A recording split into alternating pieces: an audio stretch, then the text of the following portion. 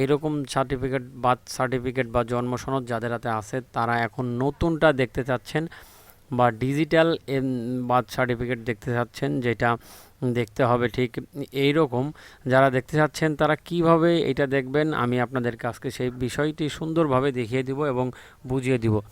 বন্ধুরা, ভিডিওটি খুবই ইনফরমেটিভ হতে যাচ্ছে, আপনারা একটু ধৈর্য ধরে ভিডিওটি দেখতে থাকুন।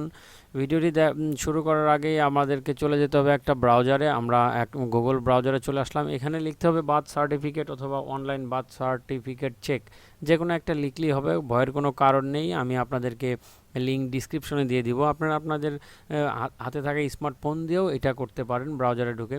এরপরে আপনাদেরকে যেতে হবে যে বার্থ অ্যান্ড ডেট ভেরিফিকেশন বা জন্ম নিবন্ধন, প্রথম যে ওয়েবসাইটটা ওপেন হবে এই সাইটে আপনাকে ক্লিক করতে হবে। ক্লিক করার পরে আপনারা একটু খেয়াল করে দেখবেন যে এখানে একটা পেজ আপনাদের সামনে ওপেন হবে, যেখানে বলা হচ্ছে যে জন্ম নিবন্ধনের তথ্য যাচাইয়ের জন্য 17 অঙ্কের জন্ম নিবন্ধন নম্বর ও জন্ম তারিখ প্রবেশ করান। এখানে যে আপনাদের যে জন্ম নিবন্ধনের যে এখানে যে ব্যক্তিগত পরিচয়পত্র যে নম্বর থাকবে জন্ম সনদে, এই নাম্বারটা আপনাকে এখানে প্রবেশ করাতে হবে। আপনারা একটু ধৈর্য ধরে দেখুন, আমি এই নাম্বারটা এখানে প্রবেশ করাচ্ছি। বন্ধুরা, আপনারা দেখতে পাচ্ছেন এখানে আমি 17 ডিজিটের যে নাম্বারটা আছে সেই নাম্বারটা এখানে প্রবেশ করে দিলাম। এখন আমাকে জন্ম তারিখটা দিতে হবে, এখানে যে সালটা দেওয়া আছে আপনারা খুব ভালো করে দেখবেন যে ইয়ার মাস ডেট, তার মানে আগে হবে চলে জন্ম সাল, তারপরে মাস, তারপরে দিন। এটা একটু ভালো করে খেয়াল করে দেখতে হবে আপনাদেরকে।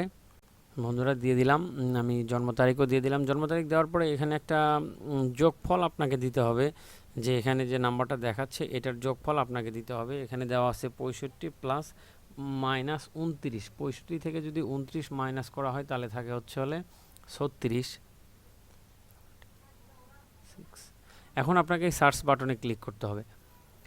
বন্ধুরা, একটু খেয়াল করে দেখুন, এখানে সার্চ বাটনে ক্লিক করার সাথে সাথেই কিন্তু এই যে অপশনটা এটা কিন্তু সব চলে আসছে, পুরা পেজটাই এখানে দেখাচ্ছে। আপনারা চাইলে এখন এইটাকে একটা সুন্দর করে যদি চান যে হ্যাঁ আমি এটাকে একটা স্ক্রিনশট দিয়ে রাখবো, আপনারা চাইলে স্ক্রিনশটও দিয়ে রাখতে পারেন। এবং এটাকে আপনারা উপরের মেনুতে যে 3 ডট আছে এই 3 ডটে গিয়ে এখানে যে এই প্রিন্টে ক্লিক করবেন। এই প্রিন্টে ক্লিক করার পর এখানে যে আপনাদের যে অপশনটা আসবে এখানে দেখেন যে পিডিএফ, এখানে সেভ আস পিডিএফ, এই সেভ আস পিডিএফে ক্লিক করার পরে আপনারা এখান থেকে সেভ বাটনে ক্লিক করবেন।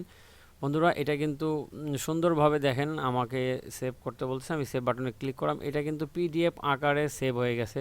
সো বন্ধুরা, ভিডিওটি খুবই ইনফরমেটিভ, অবশ্যই আপনাদের ভালো লাগবে। আপনাদের যদি কারো উপকারে আসে অবশ্যই ভিডিওটি শেয়ার করবেন এবং অবশ্যই আমার চ্যানেলটিকে সাবস্ক্রাইব করে পাশে থাকবেন। ধন্যবাদ সকলকে পুরো ভিডিওটি দেখার জন্য। আসসালামু আলাইকুম।